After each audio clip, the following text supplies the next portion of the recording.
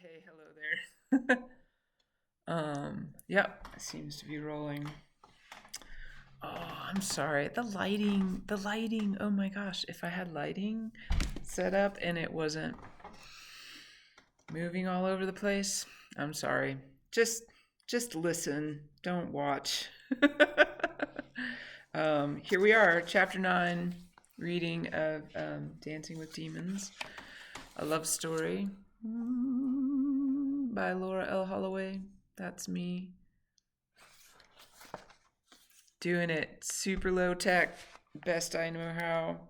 We're at my friend Rosie's house right now. She's watching me down on the floor. She's like, "Who are you talking to?" Yeah, we're hanging out with her for a couple of days, so very grateful to be using the internet here. It's super fast. It's crazy fast. And the computer has decided to stop glitching for the moment. So we're going to go. How do we do lighting? I think I guess I just need lamps or something. Anywho, okay. Listening, not watching. Chapter 9, setting out toward the first journey. Until one is committed, there is hesitancy, the chance to draw back, always ineffectiveness. Concerning all acts of initiative and creation, there is one elemental truth, the ignorance of which kills countless ideas and splendid plans. That the moment one definitely commits oneself, then providence moves too. All sorts of things occur to one that would never otherwise have occurred. A whole stream of events issues from the decision, raising in one's favor all manner of unforeseen incidents and meetings and material assistance, which no man could have dreamed would have come his way.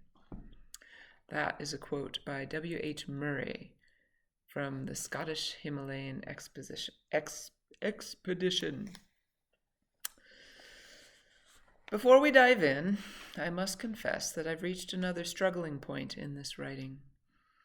There are just so many words in my journals. It's difficult to know exactly which passages to draw from, which are important for the purposes of this storytelling, and which are going to be unhelpful or overkill. I look at my notes from my first journey on March 4th of 2021, held at the homestead of friends way out in the country, where my dogs and I stayed with their elderly Rhodesian Ridgeback Tigger. I have my counselor's transcripts. I have my counselor's, sorry, oh my gosh. I have my counselor's transcripts to draw from, though it can't be easy to take detailed notes and still be present for your client who is tripping balls, for whatever that looks like for them. I find some of the notes now difficult to follow. Oh, honey. Rosie. Your foot's itchy, huh? Okay. Yeah. All right. We're having quiet time now. You're a good girl. Nope. Not paying time right now.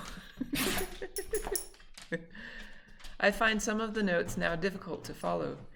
It seems such a shame to lose wisdom which comes from these unique mental, spiritual, and very emotional excursions. It might seem worthwhile to sound record or even videotape the entire day of journeying, but would doing so impede on the sanctity of the experience? I don't know. Right now, I feel daunted by the task of making sense of and organizing all the notes in a way that will also make sense to others, while not dragging this out into a tediously multi-volumed affair. Oh, honey. I wonder if I can just pause this and restart. Let's see. Pause video recording. Okay. Recording again. Thanks. Yeah, that worked. To keep it concise and relevant, that is my goal, while not losing sight of the magical, whimsical embellishments of fancy, which also make the story worthwhile. Just like life, I reckon. There does need to be lots of room for magic and whimsical embellishments of fancy. Otherwise, truly, what would be the point? Also, you'll note from the dates of journal entries I've chosen to share, what feels relevant to my actual journey work can be far reaching. When we get to the actual journey day, I thought about straight up copying my counselor's notes, but it definitely requires translation. Unfortunately, while under the sway of medicine, I don't believe I'd be capable of writing in my own hand. Brandy and I have laughed about how, if we were to try writing while journeying, the extent of our scribbles would be something along the lines of sad. Another thing I've learned is that journey work truly begins well before ever taking the medicine. I mean, weeks before.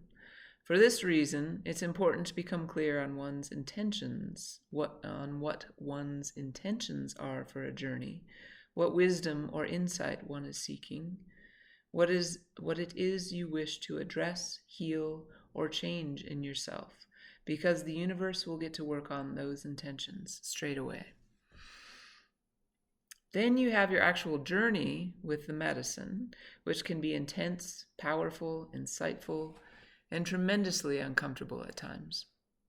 For me, it always seems to involve some form of purging, mostly crying, wailing, sobbing, sometimes throwing up.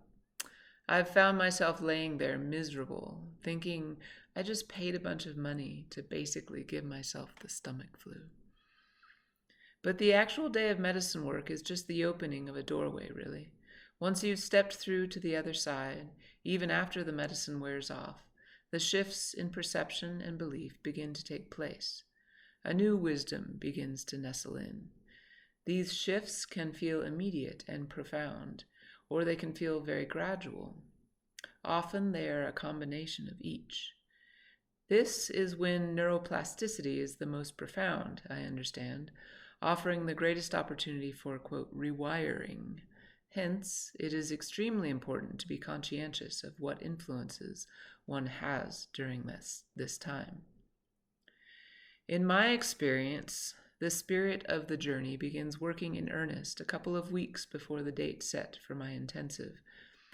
Through lots of big feelings, quote, coincidences, and observations, and especially through words poured into my journals. Then, in the days, weeks, and months beyond a journey, long after the medicine has left the fibers of my physical body, the insights continue to unfold. The neural wiring continues to realign. My writings end up being as much a factor in my process as anything, both before and after the actual journeys. I honestly don't know how people fully absorb this work without the help I find from those written outpourings, long-winded as mine may be. It's like having a therapist in spirit who is with me all the time, asking questions, giving prompts, sorting through all these thoughts and insights over coffee every morning, taking really effing good notes. Monday, January 18th, 2021. There is this idea of changing your thoughts, of recognizing that thoughts in themselves are fully creative, just as words and actions are creative. It all begins with one's thoughts. I have lived with so many thoughts tumbling through my head, like a herd of cats, unruly, uncontrollable, with no apparent direction to their frenzied scrambling. Often dark and broody, these cats of mine can be frightened, insecure, unsure. All the wiring of my troubled youth, all the programming which still influences a tremendous part of my mind, consciously or mostly unconsciously. All that does not serve me, which I strive to rewire and relearn. Think good thoughts, as stated on a bumper sticker I found in Berkeley, California, in my early days of gypsy traveling around. When something does not serve the greater good of all, or of the moment, or of the self connected. Some say to simply change your mind. It does seem so basic, so simple, right? Yet it is not at all what it has what yet it is not at all what has been hardwired in me, nor seemingly in most of our culture. That's okay. That's part of our learning, our growing, our evolution, our experience of life as a part of this physicality. This is what we're here for, each and every one of us. For me, I reckon it begins with me. The ripples I create flow out from my center, just as everyone else's ripples flow to me. What do I choose to create, to share, and how do I choose to receive? Find your center, radiate from there. Choose what you create. These thoughts tumbling through my mind like so many cats. So, what is the solution? Not to try to continue hurting them chaotically, it would seem. Rather, to pause, to be still, to breathe here in this place. To set down some saucers of warm milk, widely dispersed so all may partake. Let those cats gather round the sustenance, let them hunker in, let them lap at it with their prickly tongues, that I may call to them in a sing-songy voice, that I may draw one at a time into my lap. These thoughts, these cats, let me caress them, let me soothe them one by one, let me hold them gently to discover their wisdom, their peace, their grace. There's that word again. Sunday, February 28th, 2021, 4:35 a.m. or so. It is ever so important, oh darling girl, to focus on what feels right to me. Right now, what feels right seems to be a whole lot of mucking around in the mire. So be it. Muck away. Joan loaned me a book during our counseling session the other day, the day when I was again full of crying and anger and resistance to even talking with her, resistance to all this bullshit of trying to trust people anyway. Just thinking about it now makes the heat rise in me in a wave of nausea, makes moisture spring from my pores to all of my skin, to my brow. Call them hot flashes, call them power surges, or whatever. Call them what you will. They are intense, uncomfortable, and undoubtedly have a message for me just in that. So what is the message already? I remove my oversized fleece jacket, the one that doesn't like to stay buttoned anyway. I let it fall around me where I sit. I close my eyes, inhale deeply through my nose. Raise my chest, straighten my spine up toward the sky. Ah, this. What is your message, uncomfortableness? No words. The heat, the hot dew on my skin subsides. Breathe. Just breathe. In and out, deeply. Now, open your eyes. Outside, the aptly named picture window of this home where I'm caretaking, the picture I see is this. Faintly, in the darkness, mountains like sleeping giants, darkness and grays and deep blues, layers of wild and crisp winter night. Of the sleepy, still breath of the earth, of all the spirits, the wisdom, the all. Out there across the countryside, I know there is so much going on that I don't see. The animals among the pinyon trees, the humans out further still, the multitude of individual realities expanding into eternity. And yet, dial it back in, my dear, to the impression of those sleeping mountains, to the impression of those trees. Dial it back in to this, your dream, to the sound of your friend's old dog breathing from his enormous chest on the bed in the room behind you, to the sound of the refrigerator hum. Now, start right here. What is right around you and in front of you? Start counting your blessings right here. Bless them and let them go. and bless them and let them go. Because that is the thing of it, remember? The lesson you've been followed by quietly your whole life. It has yet to fully sink in. The lesson is not that life's not fair, as Dad used to growl through the gnashed teeth of his own frustration, unless you want it to be. The lesson is not love equals loss, like the banner above your head, unless that's what you want it to be. The list can go on about fear and pain and uncertainty, about loneliness and lack of purpose. If that is what you want to choose as your wisdom, then so be it. There are plenty who will agree. But oh, my darling, are you cut from that cloth?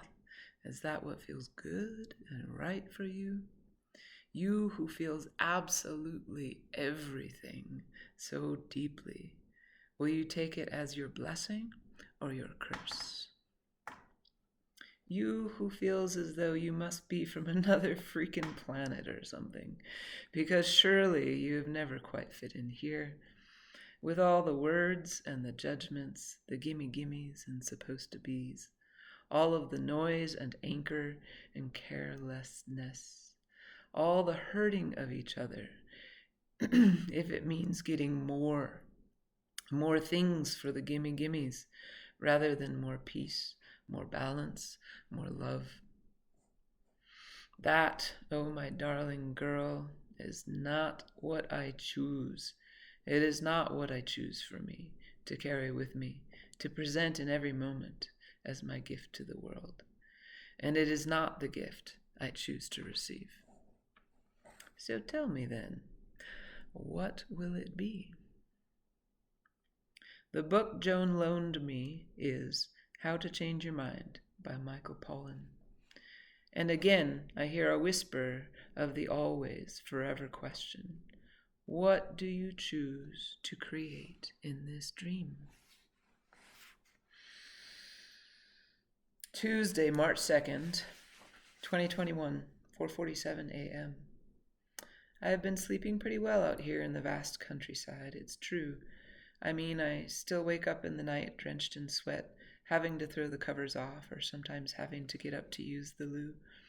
Maybe sometimes Ashaya's little toenails are poking into my skin and I need to reposition her. But all told, I am sleeping well. I go to bed with a book not long after sunset, as there's nothing out here to watch a movie on, which is actually just fine with me. There will be time to watch movies when I am no longer staying here. For now, I would rather watch the sunset beyond those 14ers, through the giant picture window, by the crackling of the wood stove fire, with a cup of tea in hand. For now, I would rather fill my mind with the words of a good book, until my eyelids begin to droop, regardless of the time, to turn the bedside lamp off and sleep when my weary mind tells me to. Yes, indeed, that suits me just fine. To rise in the morning when my body tells me it's done resting, to slip on slippers and shuffle out into the kitchen across the beautiful old wooden floors, to start the kettle, to wish the moon good morning, to hear the dogs sighing on the bed from which I just rose. All feels right and good and well, all in my little world. Yesterday morning I came upon the Arcturian group message from February 28th, which had been hidden away under promotions in my email. Sure, okay, although helpful messages from light beings out there somewhere in the multiverse seems like a worthwhile promotion to me. What I found most helpful in the message was the emphasis on personal relationships and addressing all the gifts going on, particularly at this time, both personally and in our world. It made me think of my old friend Lee in Arizona and of his recent unforeseen divorce. It made me think of my comments to him when we spoke Sunday evening, when he mentioned how they'd forbidden their daughter from dating until she was 16, and how she'd been just fine with that. I told Lee how, even when I was a little girl, I had always felt highly driven to find my partner in life.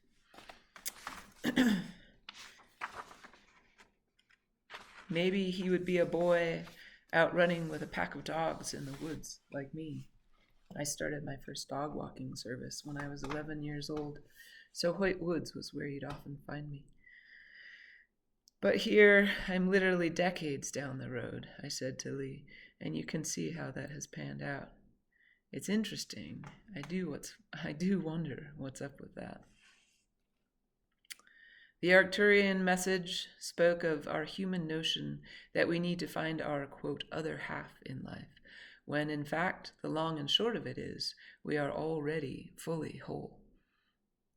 It is interesting to me that I've spent so much energy in this lifetime, so much thought, so much emotion, attempting to curb my own wretched loneliness by stuffing other beings into that perceived whole. I attempt to fill the void with animals, with humans, and often with food, trying to satiate that longing, trying to make the sadness leave. It can get mighty crowded in there while still not satisfying the need. Distractions may bring temporary respite, but ultimately the longing and loneliness do not go away. The methodology makes sense only in that it is what was modeled to me from early childhood, through television, through music, and through my dad. I watched my dad struggle with his own emptiness after losing my mother. Watched him desperately try to fill that gaping hole with relationships, with money, with appearances, with food, with trying to maintain some sort of control over life, and a facade of being the man he thought others expected him to be. So, there we have it. Awareness can lead to change. These lessons circling around me for years and years and years, these helpful little ideas which have rung true somewhere in me, they now ring more brightly, clearer. I am paying attention. I am watching. I am listening. I am working on it. By golly, I am. All is well, and as it should be. And we go into the first medicine journey. You know what? Yeah, I'm not ready to get into this. We're 22 minutes in. I'm going to pause before we get into that. Okay, thanks. Hang on. Okay, we're back. And ready for round 3. I put on my wool hat because I was getting cold. And close the doggy door. And now Rosie's inside. Please, baby, don't lick your foot. Her foot itches, so I apologize if you hear licking. All right, here we go. Yeah, this stuff brings up big feelings for me, for sure. First medicine journey, Thursday, March 4th, 2021. MDMA. Intention. Exploration of anger, fear, father, mother, dogs. I was awake as usual before sunrise, the morning of my journey, writing in my journal, having coffee. I had one client horse to tend before I could settle in and let the day be entirely about me, and I wrote of feeling a little resentful while also understanding that there really was no other way. The owner had to leave town for an emergency surgery for her husband, and I was the only person they had or trusted to care for their elderly horse. Ultimately, I think I was just fussing a little, playing out the story of, it falls to me to take care of everyone else, but there's no one to take care of me. That is fine if that's what I needed to feel that morning. I would get over it eventually. And it was good for my heart to see that old horse, especially considering the day I had ahead of me. The horse energy was very well timed. According to the journey notes written by Joan, I took the medicine at 9:50 a.m. We did an opening ceremony, burning sage and asking for guidance from and expressing gratitude to the directions, north, south, east, west, to the sky above and to the earth below. I settled in comfortably on the sofa, facing the picture window and the mountains off to the west of Tigger's house. I read a journal entry out loud to Joan, the one about the lessons of life, of it being not fair, of love equaling loss, and how we get to choose. We spoke about these ideas for some 20 minutes or so before I began to get sleepy and hunkered in. According to the notes, I said to Joan, I don't think I've ever been nurtured. I can't ask for nurturing until I know I'm enough. This was the medicine beginning to kick in, and the amygdala shutting down, going to sleep. The amygdala is the part of the brain where all our fears and threatening stimuli are processed. It is necessary and helpful to us when there are actual threats at hand, but can be just decidedly unhelpful when trying to access and work through old trauma. This is the part of our psyche where our, quote, protectors reside. The parts of us who tend to resist and to shut out painful memories. In my IFS work with Joan, I began referring to my protector as the fuck you guy, the part of me that was quick to anger, to push back when under duress, emotional or otherwise. When the MDMA kicks in earnest, my protector goes to sleep. The notes say that I went inward, lying silently on the sofa. Then, as the first huge wave of emotion surged through me, I remember raising my hands to my face and wailing, I miss my mom. This is when I began to cry and cry. I'm pretty sure I cried for a better part of the rest of the day. I can't believe I ever did this recreationally, I said, awash with all the feelings. It's a whole different intention, Joan replied. I held Ashaya close to me like a baby. This is why I don't smoke pot, I said with eyes still closed. It makes me feel then overwhelmed by another wave of emotion, crying. I want my mama. I want my mom. I cradled Ashaya and began saying, It's okay, baby. It's okay. These words became a mantra throughout the day, repeating in a sing-songy tone. She's like the little baby me, I told Joan, petting and kissing Ashaya. It's why she frustrates me sometimes. I spoke of Mindy, our poodle, when I was a little girl, how I pretended Mindy was my mother. But then Mindy had to die, too, one horrible night of being banished to the basement after my dad spanked her for being incontinent. I remember how enormous his hand looked against her small, frail form, and I remember crying. I found her cold body early in the morning, tucked under a shelf on the concrete floor. Joan asked if the little girl in me wanted to be held. I don't think I've ever had that, I said. I feel like I've always been alone, but I don't like being alone.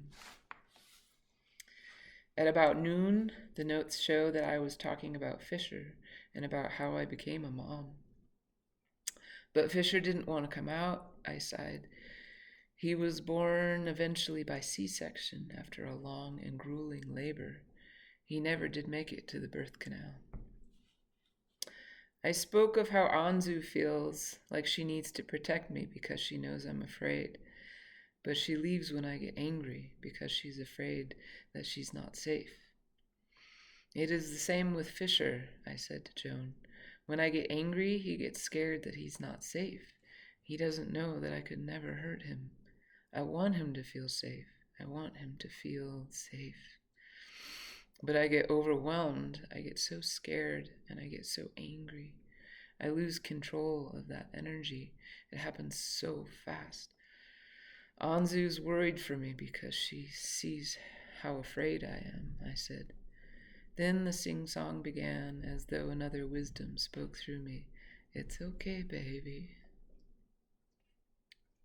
You're okay, mama. It's okay, baby. You're safe.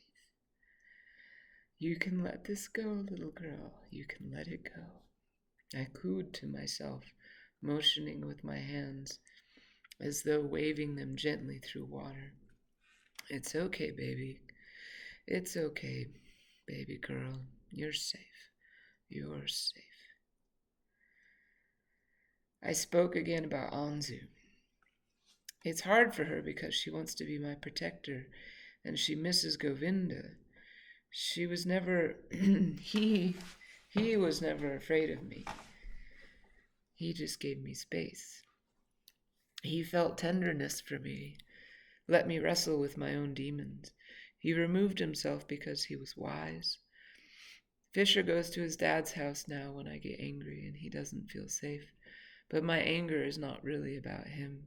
I love him so much. How do I feel safe? I asked Joan. See if you can ask that question, she asked gently, and listen for the answer inside. The note said it was about 1 p.m, and they become a little jumbled, and I'm sure there was a lot going on. The notes say that we talked about trusting life and allowing things to unfold. There's something about a house full of rescue dogs and anxiety coming up in my chest and me clearing the energy with a motion of my hands. Something about trying not to be in conflict with my thoughts. Ashaya laying on my belly, I was breathing deeply and releasing, letting the energy flow on its own. Then she appeared to me, the one... I'm shaking.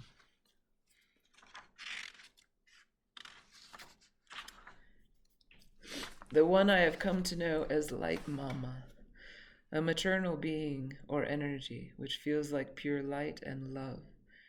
She began coming to me in meditations before my first journey, filling me with such joy.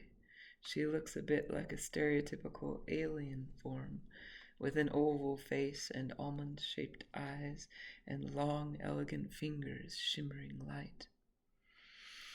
She came to me in my mind's eye in the journey, saying, "It's only pain, a body sensation." Touching, tapping my face gently with her long, light fingers, cooing, "It's okay, you're safe." She is the part of me that is connected to my mother, I said to Joan. I forget, but she's always there, like her spirit is out there, but would be better if she were inside. I reached my arms out, then back to my chest.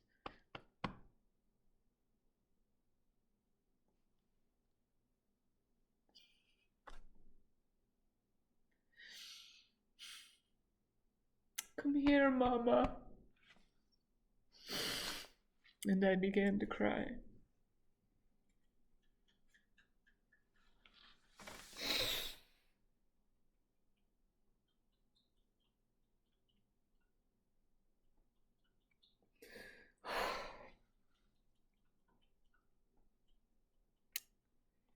It seems she has been present here today, said Joan. Anzu is like me in dog form, I said. Strong, beautiful, feral. She has a hard time trusting. She gets angry and scared. I love her so much. She feels safe here with us. There was some talk about the Great Pyrenees who attacked me, about how it wasn't her fault. She and the other Pyrenees had been stuck in a camper for far too long. She had been anxious and was trying to protect her space. I compared her to Govinda, the elder, at the goat farm in Wisconsin, who'd had a job to do. Aspen had been taken away from her land in the countryside, and now wasn't sure what her job was. I wasn't very comfortable with the owner lady, I said. The animals had felt safe to me at first, but the person did not. She seemed stressed out and erratic. I was rocking back and forth as I spoke of the attack. When Joan asked about the rocking, I told her, it feels good. There are notes about my dad, about the time when he was on his deathbed, literally. And I was so angry with him about some things he said and did that day. Even on that day, in his body on this earth, our personal challenges continued. I had sought refuge in his walk-in closet, tears streaming down my face. In a fury of confusion, sadness, and rage, I called out for my mother to help me, please, and immediately heard her reply in my mind. He's having a hard time, she said. He's a scared little boy. The notes went on. It wasn't my dad's fault when I was a little girl, but still I was hurt. I couldn't trust my dad, and my mother had to leave, had to die. I didn't want to feel anger at my dad. Joan notes big emotion. The anger protected the little girl. A black and white image, a photo I'd brought for the journey, of 5-year-old me, little girl, dressed in overalls and a striped shirt, leather shoes with shoelace untied, messy hair, and mud on her hands. She holds a worm out to her father. It has been pulled in two. The little girl didn't mean to hurt the worm and feels very badly. She is asking her father if he can fix the worm, if he can glue it back together. But he takes a photograph instead. Her daddy didn't understand, I said. 3:00 in the afternoon, and I was saying, I don't want to need. I begrudge that fact. I don't want to need someone. Even if someone doesn't end up being a crazy person, eventually I will lose them. Even the animals, like my beloved soulmate, Camille, who was born on my 20th birthday. We lose them, I said to Joan. I had to put her to sleep because she had dementia and a bleeding tumor on the base of her tail, which would not heal. She was scared all the time because of the dementia. Letting her go was the kindest thing to do, but it was too painful. I turned my emotions to my other dogs, to Joey, my rat terrier, and to Zeke, my handsome husky hound. I was so in love with Zeke. All of my emotions from Camille went into Zeke. It was the worst, the note said. Within months of putting Camille to sleep, Zeke ran off into the wintry woods of our country home, chasing after some deer. His body was found a nightmarish 2 months later by hunters in the woods of neighboring land. His beautiful body was perfectly preserved by the cold, his head stuck into a hole in a log, as if he had chased some critter in there. He went out with his boots on, as the saying goes. He had probably frozen to death, as it was bitterly cold.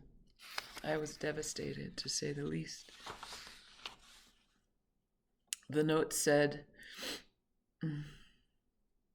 I carved out a little life where I wouldn't need anyone, which felt free, but I also wanted a partner to join me, like a catch-22. I was safe, but horribly lonely. Anytime I met someone, they were drawn to my independence. But when I showed needs or vulnerability, they'd run. I don't blame them. I never felt safe. I'd be too tapped into fear, or I would find fault with them and find an excuse to leave them first. These protectors guard my vulnerable heart. My basic belief is that I'm not safe. Even when my dad hit us, I know he loved us. I guess what I learned is that love is not safe, but he tried his best. Joan, go inside and see what you notice. I'm remembering the shaman workshop on the river when Fisher was just a toddler, when all the anger and sobbing came raging out of nowhere. The shaman held space for me, made a circle around me with arms spread wide, as I bellowed and beat my fists on the wooden boards of their porch until I had gotten it out. I felt completely wrecked and exhausted, like I do now, going inward, tears. I keep having images of Govinda the Elder. I don't know why I'm crying. It's okay, old man. It was time. Tears, memories of finding the Elder Govinda's body in the barn as if he'd gone to sleep. It was so sad. He helped me with the goats and the time he stayed by Patience when his head was stuck in the fence. Govinda protected Patience. That was his job. He was so happy to see me. He was loyal, protective. I have a painting of Govinda now. He is the protector of our house. Aspen looked so much like him. Maybe that's why it felt like such a betrayal. Govinda was so special. I miss him. I may have been speaking of either or both Govindas there. When I get scared, I don't know what to do. I get angry and confused. I feel victimized. Joan, maybe ask inside and see what feeling anger has to show you. Anger at feeling weak, vulnerable. The words are toughen up or you'll be scared. And when you're scared, you will get hurt. Joan's note, this is a protector and its belief. I feel vulnerable even just walking the dogs. Like I might get hurt. I heard a woman calling her dog out on the trail. Imagine the worst things that could happen. I felt helpless. Turning inward. It's getting windy out there. It's my dad barreling down the hallway, and we girls wondering who he's after, who is going to get hurt. He would come out swinging. That's why Fisher gets scared. He feels that fear, that rage. He feels like I'm going to hurt him, even though I never would. He still feels rage. He still feels the rage in me, the pain pouring out on him. I'm sure it must be terrifying. I'm so sorry, Fisher. I noticed when my dad was dying that his hands looked small and frail. He needed me to hold his hand. When I was younger, I only dated men with long hair and who were slender, almost feminine in stature. Man's hands were scary to me. Joan's note. Protector came back online as medicine began to wear off, and man, he was really not happy. Noticed as nauseousness, belief that he can't trust. No! Pushing people away. Building awareness and appreciation of this part and how it helps keep Laura safe from being overwhelmed. Ceremony closed at 5 p.m.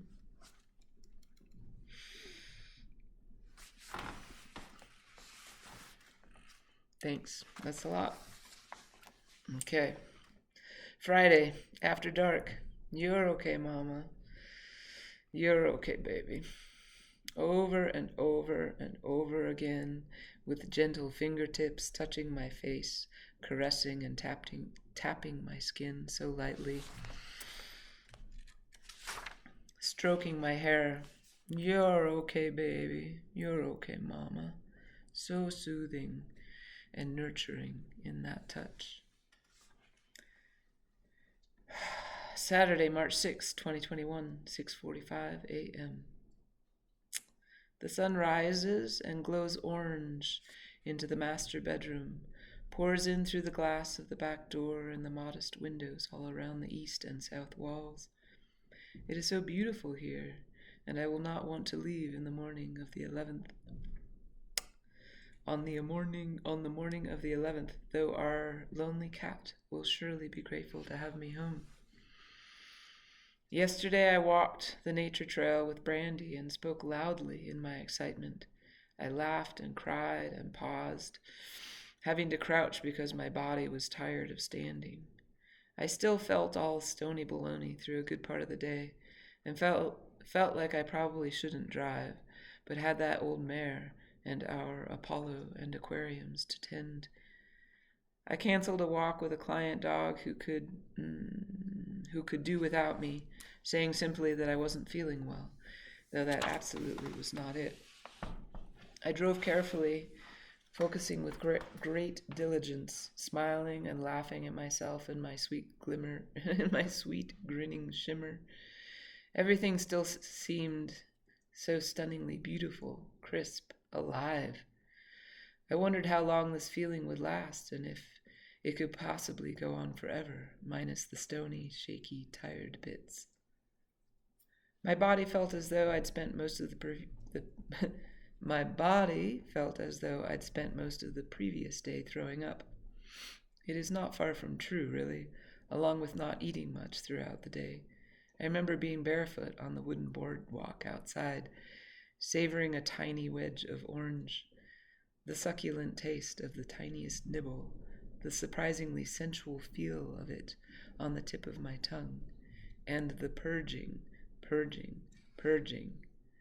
Then the moments of peace and resting and comfort, and being nurtured when I needed it. I'm right here, Joan's voice said to me gently from somewhere nearby, my eyes covered by my fingers and hands. I'm right here with you. Then the sun... Then the rise again of that wretched... I don't know where the sun came from. Then the rise again of that wretched, awful pain, the wailing, the sobbing, the tears. Oh, my darling, you are as beautiful as tears. Those words echoed in my head all day yesterday. You are as beautiful as tears. I do not wish to worry anyone. I do not wish to frighten Anzu and Ashaya over there on the sofa. After having to tell Ashaya more than once, calmly but firmly, "No, my sweet, I'm sorry.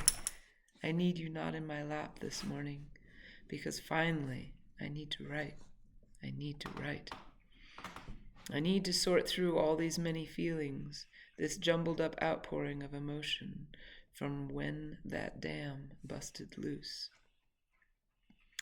It took a few hours for my protectors to build it up again, to get it back to a reasonable wall to guard. You may have only this much trickle of emotion from me, my protector says. You may have only this much vulnerability.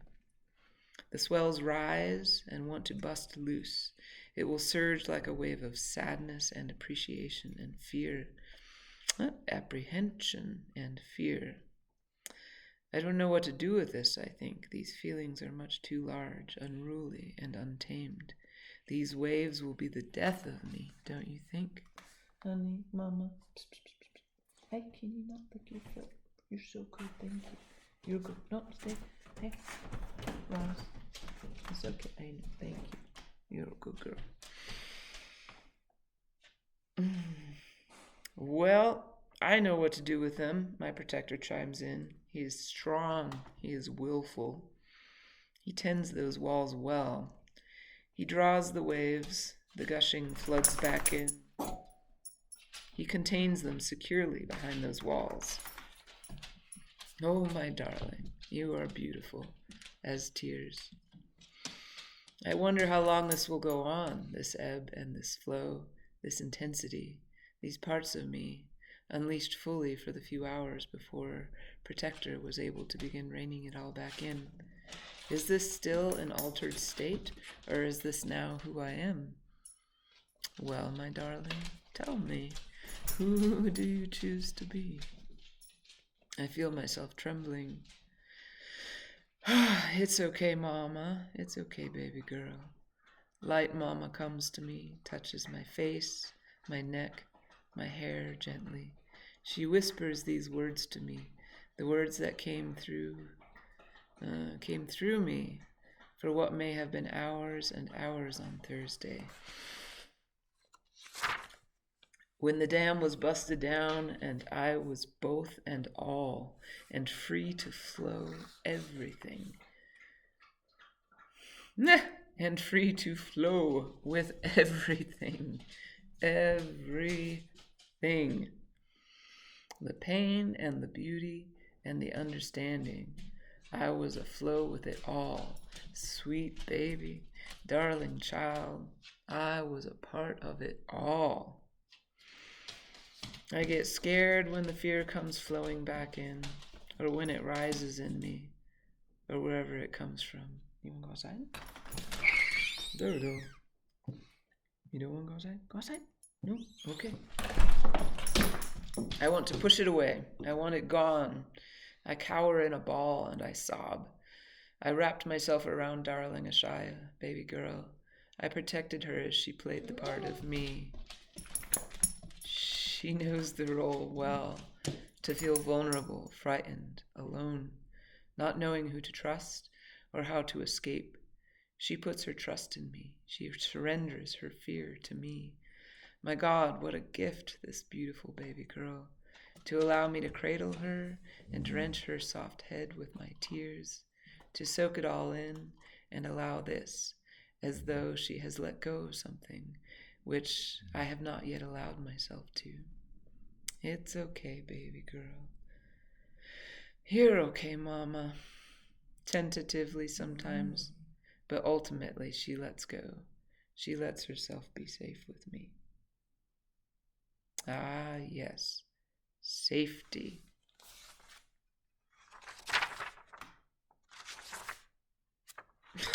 Oh my God, when is this chapter going to end? It's just going on and on. It's a really freaking long chapter. It's really intense.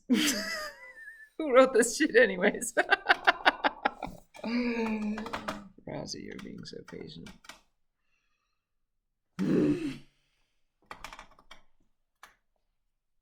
We gotta go for another walk, don't we? I know, we need to go for another walk. Am I allowed to like pause this and start it? I don't think I can pause it and then save it. Can I pause it and save it? Can I do that? Okay, I've just made a decision. Since I'm doing these unedited, which I'm going to continue doing for right now, I think there's maybe 3 or 4 pages left of my notes, my journal entries from after my journey. So I need a little break. I think I'm going to post this in 2 parts. So I'll do another reading of the last few pages. Maybe I'll do that tomorrow morning when I come visit Rosie again.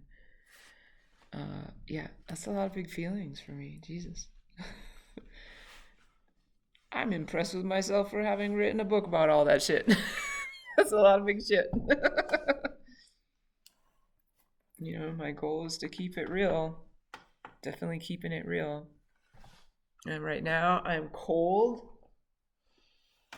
And I want to take Rosie for another walk. And I have to pee. And yeah. I'll do the rest of the chapter as a part 2 tomorrow. Okay, thanks. Mwah. That's all for now.